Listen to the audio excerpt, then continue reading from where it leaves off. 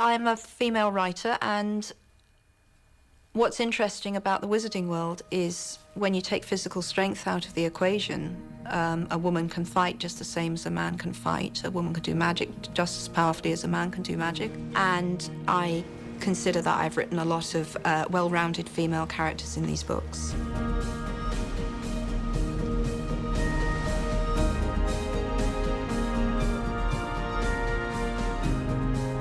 As an author, none of the women ever gave me trouble, actually. It was always the men that gave me trouble, never the women.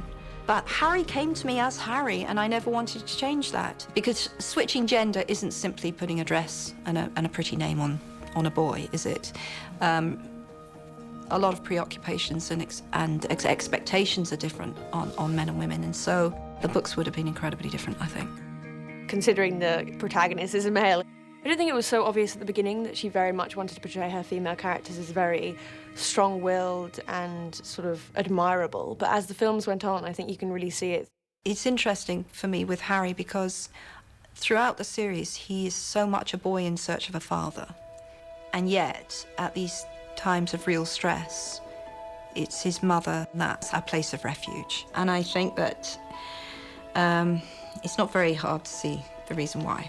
My mother died 6 months into the writing of Harry Potter, and I became a mother to a daughter. So I just suppose that as a woman and as a daughter, maybe I feel that that's a form of love that doesn't get explored as much as it should do, given that it's it's so formative in everyone's life, for good or for ill. Funnily enough, I founded a charity called Lumos, which is about institutionalized children, largely in Eastern Europe. And some of the many disturbing things I found out from being involved closely with that charity is how much measurable brain damage is done when a child is taken from its mother and placed in an institution. And when I say measurable, you can scan the brain and you will see that pathways haven't been made, and you can never get that back. So in fact, what I wrote about Harry having been incredibly loved in his earliest days is measurably true. That will literally have given him protection that no one can undo. His brain will have developed in a way that Voldemort's brain didn't, because Voldemort was, from the moment of his birth, institutionalized. So I suppose, yeah, Lily was representative of safety in a way that a father couldn't be, because he's constantly told, you look just like your father, he's got to live up to the expectations of his father, his father, his father. But Lily is something different. Lily's the person who stood by the cot and tried to stop her baby dying. Harry, Mama loves you. Harry, be safe. So yes, mother love is hugely important in the books. Fred, you next. He's not Fred, I am. Honestly, woman, you call yourself our mother. Oh, I'm sorry, George. I just think it's so cool that Jo has Mrs. Weasley and really kind of like pays homage to this incredible mother figure and how key her role is in keeping that family together, to her taking care of Harry and, you know, the whole of Dumbledore's army, really. Thank goodness you two are all right. Apart from the three main characters, of course, Harry and Ron and Hermione, Mrs. Weasley is the greatest force for good, I think, in it. She's the mother of that world. And I think that is very female. What impressed me with Julie was you always had the sense, I felt, that this wasn't just this warm and cosy 1950s housewife pottering around her kitchen. There was some real steel in there. Now, you could say there would have to be steel in the woman who raised Fred and George, otherwise you would go start stirring mad. However, it was totally plausible for me when she stepped forward in the Great Hall and thought, right, you bitch, you're getting yours. And you thought, yeah, she is about to get hers. Bellatrix messed with the wrong woman. Not my daughter, you bitch. It comes from her womb, that feeling of defence, defending her child. She's already lost one. So it's the mother, you know, the lion, the female lion or tiger defending her babies, you know. So it's unstoppable, which is wonderful. Because that's good, because it's a mother really going for it, which is great. I doubt if that probably would have taken place had it been a man writing it.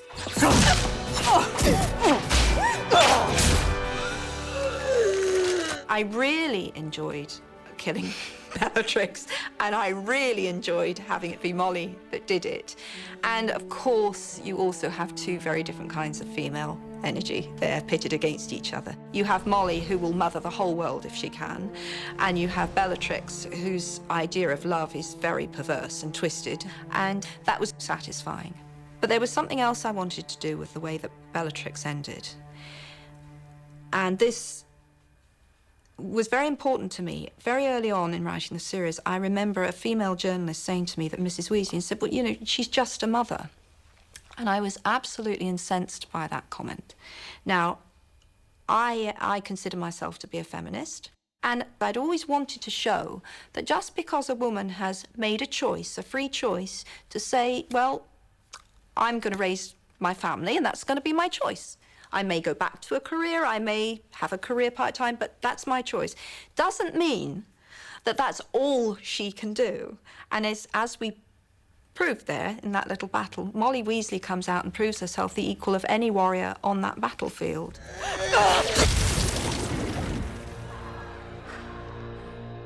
And I also loved that Professor McGonagall got her moment to really show what she could do. Pier totum locomotor! Teachers have been so repressed in how they see Hogwarts, obviously from its new sort of ruling, that you can see that they're just itching for you know, their fight back against evil. And I love that. For Professor McGonagall, she just completely just shows what she's made of. I don't like the marginalisation of women when the fighting breaks out. You know, we get to fight too.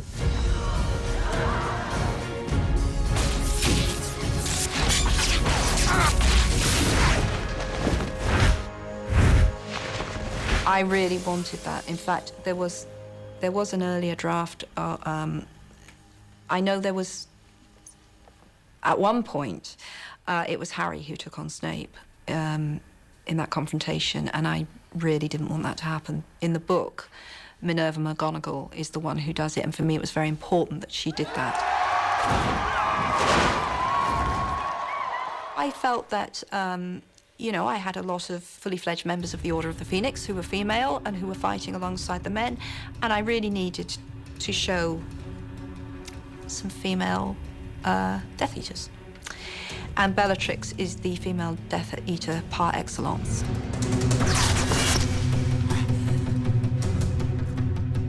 Bellatrix is not a great advertisement for prison, if this is what it's done to her.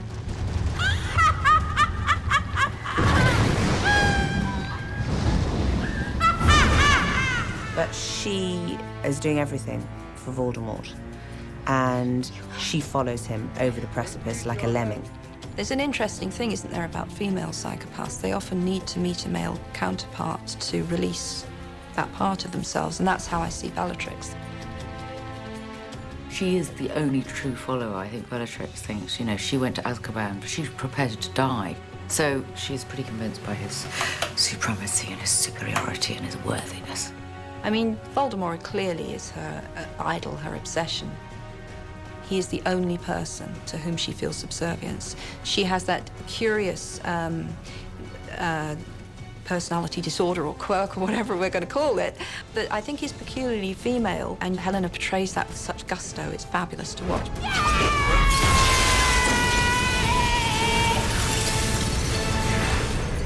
However, it's my strong feeling that of the two sisters, Narcissa and Bellatrix, Narcissa is a much more decent person. It's interesting that J.K. Rowling decided to do that.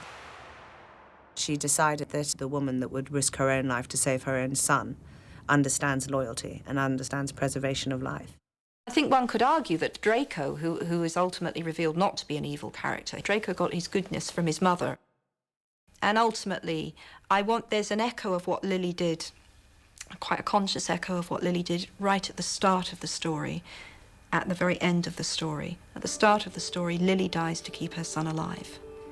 At the end of the story, Harry lies pretending to be dead on the ground, and it's her mother who saves him again, because she's trying to get to her own son. So that was that was closing a circle. He was saved there by Lily, and he's saved there by Narcissa.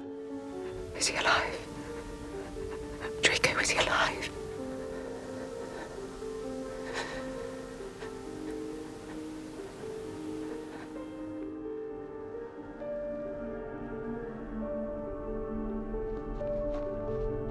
I do strongly express my worldview in the books. Dead. One of the things I find most revolting in life is self-righteousness that covers self-interest. And that was Umbridge from beginning to end. And she's actually quite as sadistic as Bellatrix, but under, you know, it's all justified because I work for the ministry. So, horrible woman. She has this kind of like horrible double side to her, whereas on the outside she's all fluffiness and pinkness and niceness and ugh. And then on the inside she's just evil, just like pure evil. Yes? Nothing. That's right. Because you know, deep down, you deserve to be punished. Don't you, Mr. Potter? I think this is just making the most of what really little power she has, but she will hang on to it and keep clearing people out as long as she can, her last breath. Power for me is a very difficult issue. I'm suspicious of people who want power, which I think comes across quite strongly in the books. But I have come to accept that if you are in a position to give, for example, a lot of money to a cause, then that gives you power, because money can be a very powerful tool.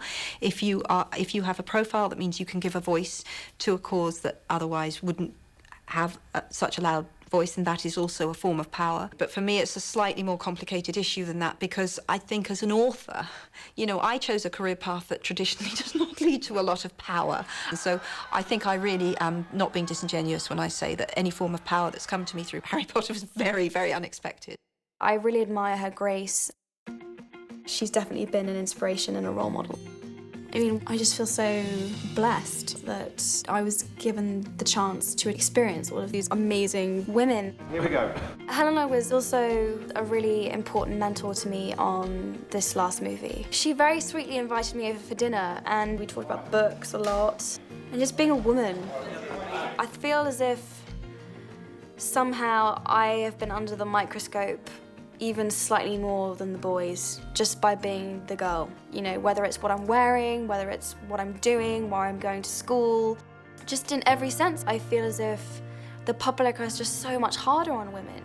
So I think we both know how that feels, being under that kind of scrutiny. You know, we talked about how to kind of be able to absorb criticism and flattery, and knowing what's genuine and what isn't, and knowing who to trust. And yeah, well, it was such a big evening for me. I don't know if she knows how kind of important it was for me, but I've never told her this, but after I had my evening with her, I went home and wrote down everything that she said, everything that we shared. And I actually have a book of important encounters to me, and I write down things that they say, because I was like, one day I'll really wish I remembered what that incredible person that I met said and what they thought about things, and I don't want to forget. So Jo has a page too. To Miss Hermione Granger, for the cool use of intellect, while others were in grave peril, 50 points. Good job. I wouldn't say that I based any of these women on specific women that I knew, but Hermione is an exaggeration of me. So Hermione really did come from a very deep place inside me. I was very insecure, and still am quite insecure in a lot of ways, but I was a very insecure person for longer than I like to admit. And I think writing about the time in Hermione's life that I write about, growing from childhood into womanhood, literally, because when we finish the book, she's 18. I think it brought back to me how very difficult it is. So much is expected of you as you become a woman, and often you are asked to sacrifice parts of you in becoming a girl, I would say. Hermione doesn't. She doesn't play the game, if you like. How could I be so stupid? I checked this out weeks ago for a bit of light reading. This is light. The kind of teasing that Ron gives Hermione for being clever and always being in the library, and, you know, I've had that my whole life. Guys giving me a hard time for doing well and being smart, and so I can totally relate. You're saying it wrong. It's Leviosa, not Leviosa. You do it then if you're so clever. Go on, go on. From the first moment that I spoke to Emma, I just thought, oh, thank Christ. I did, because, you know, who knew who they were going to cast as Hermione? I was more worried about Hermione than anyone else. I thought, you know, are you going to get a girl and put her in glasses and then she'll, you know, because that shows she's clever? I mean, how many times have we seen that happen? And I spoke to Emma on the phone. She was very young. I think she was 10. And I thought, you are going to be able to play a very bright, articulate girl with conviction, because that's who you are. I felt like I had the most pressure in a way, because if I screwed up Hermione, I would be screwing up a part of Jo, and just would have been awful. I remember she sent me a letter after the third movie. She wrote me a letter and she said, "To my perfect Hermione." And to hear that from the creator of her was obviously the biggest compliment I could receive, and I knew, that was when I really knew that I'd done a good job. I think the three main characters work as a trio, and part of what makes it work is their gender. And I have fun with that. I had fun with that in Deathly Hallows, when it's three main characters alone in a tent. And Hermione says, I notice I'm the one who gets, you know, gets to do the cooking because I'm a girl, I suppose. And Ron says, no, it's because you're the best witch, and you're the best at magic. So it was fun to play with that. You're amazing, you are. Always the tone of surprise. They couldn't get through a day without her. She really is, she's the brains. She's the best at spells. She's always 2 steps ahead. She's very much part of the action. The main female characters aren't there as a sort of like added bonus, which I feel like so many female characters are. Even Ginny is this incredibly powerful, stubborn, intelligent, quick-witted woman. She's another kind of girl power figure. Reducto! Obviously, as Ginny's character develops, you really see her as very independent, and I think people portray female characters as very loud and chatty and needing to show their maybe sexuality, and although it's not really needed. So I think that's what makes, I think, Jo Rowling's female characters very strong, because they're a bit more naturalistic and a bit more down to earth. Shut it! Thanks. She's just true to herself no matter what. And I think that's a really important message. Even Luna, who's this very like airy-fairy kind of like in her own world character, still has this amazing conviction in her beliefs, and she's still incredibly smart, and she's very emotionally clever. Your feet, aren't they cold? Bit. Unfortunately, all my shoes have mysteriously disappeared. I suspect Nargles are behind it. The key to Luna is that she has that unbelievably rare quality of actually not giving a damn what anyone else thinks of her. Now, if we as adults say honestly how many people we've known like that, I think very many of us would say none. And Luna's like that. She doesn't actually care. She's so comfortable with being different. She's fearless. And I loved writing scenes where Luna and Hermione were together, because Luna and Hermione are the absolute antithesis of each other, and yet I love them both equally. What an interesting necklace. It's a charm, actually. Keeps away the Nargles. It's sometimes very difficult as a woman to say, well, actually, this is who I am, and I'm not going to pretend otherwise. But that's the only way to be truly happy, so that's what I would want to say to girls particularly. Well, people still love the books, so I hope they'll maybe read them to their children, and they'll read them to their children. That's every author's dream.